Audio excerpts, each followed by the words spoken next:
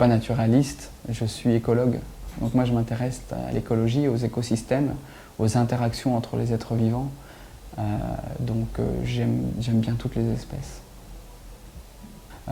Maintenant, jusqu'où on arrivera à aller, je ne sais pas, on arrivera certainement à préserver beaucoup d'espèces qui seront sur le point de s'éteindre, mais toutes les espèces qui se seront déjà éteintes, et il y en a tous les jours qui s'éteignent, des dizaines et des centaines, ben celles-là, on n'arrivera pas à les récupérer parce qu'on n'est pas dans Jurassic Park et que pour l'instant, on ne sait pas comment revenir en arrière pour ça.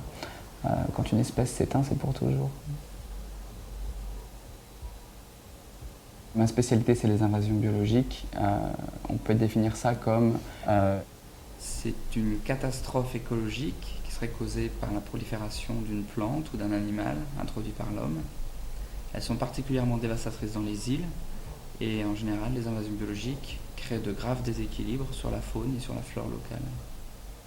Par exemple, ça peut être un lapin qui arrive dans une île, qui va manger complètement toute la végétation, qui va donc éliminer toutes les espèces animales qui dépendent de cette végétation, qui va se retrouver sur un caillou, l'île devient un caillou, le lapin évidemment disparaît puisqu'il n'a plus rien à manger, et puis on se retrouve avec plus rien. Donc c'est pas anodin.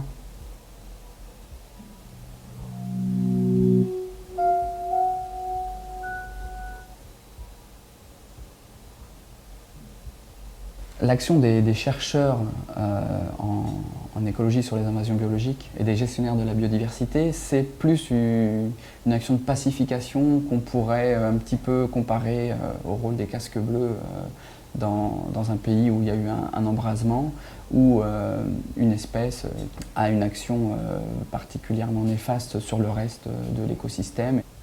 À ce moment-là, effectivement, notre rôle, c'est un petit peu d'essayer de limiter ces dégâts, si possible de contrôler cette espèce, de la retirer de l'écosystème. À l'heure actuelle, la paix, c'est quelque chose qu'il faut sans cesse renégocier dans la mesure où sans cesse on attise les guerres, on attise les conflits, on génère des guerres. Donc effectivement, dans ce cadre-là, il faut sans cesse réintervenir pour essayer de supprimer l'état de guerre qu'on a nous-mêmes créé.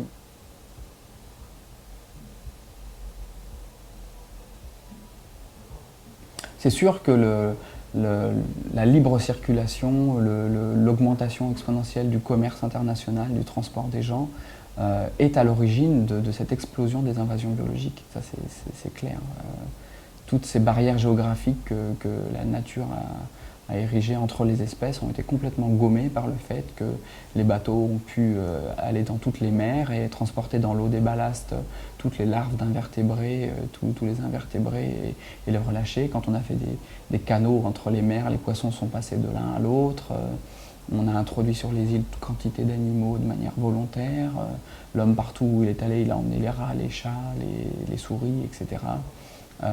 Il a voulu bien faire en essayant de contrôler ces espèces et en introduisant par exemple des chats pour contrôler les rats.